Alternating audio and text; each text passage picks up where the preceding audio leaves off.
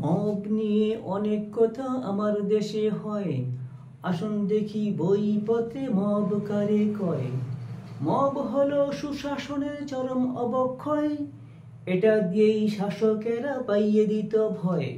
অন্য কথায় মব হলো উত্তাল জনতা, অপরাধের শাস্তি দেওয়ার ভিন্ন প্রবণতা। এবার দেখি মব দেশে করলো চালু কারা, প্রমাণ বলে বিনা ভোটে শাসন করছে যারা। ভুরি ভুরি আছে প্রমাণ, ভুরি ভুরি আছে প্রমাণ, কটা দিব ভাই, তারপরেও দু চারটা আসুন শুনে যাই। আবরার ফাহাদ হইল শহীদ মবের শিকার হয়ে, বিশ্বজিতের খুনের কথা প্রাণে নাহি সহে। নন্দিত এক সম্পাদক মাহমুদুর রহমান ভাই, মবকারীরা তাকেও দেয়নি তো রেহাই। কোন রকম জীবন নিয়ে দৌড়ে বসে সে, তারপরেও মবকারীরা ছুটছে যে পিছে।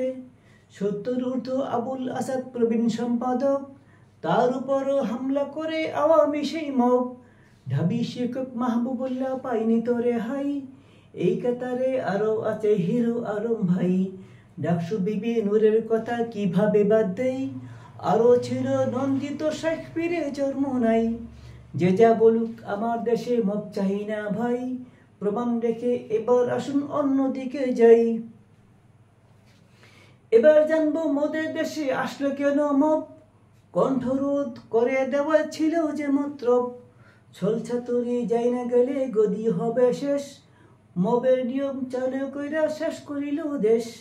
এবার দেখি নুরুল হুদা মবের শিকার কেন, পাপের ভাই বাপ চারে না এই কথাটা জানো। দিনের ভোট রাত্রে করায় ক্ষেপ্তে জনগণ, আজগুবি সব ডায়ালগও জয় করে না মন। আমেরিকাও পারে না ভাই আমরা যাহা পারি, তাই তো বুঝি ভাগ্যে জুটল জুতার মালার বেড়ি।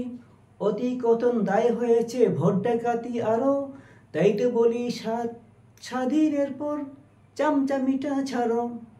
অতি কথন দায় হয়েছে ভোট ডাকাতি আরো, তাই তো বলি স্বাধীনের পর চামচামিটা ছাড়ো। এখন থেকে কর্তারা বা সাবধান হবেন ভাই, আমার শুধু বলার কাজ তাই তো বলে যাই।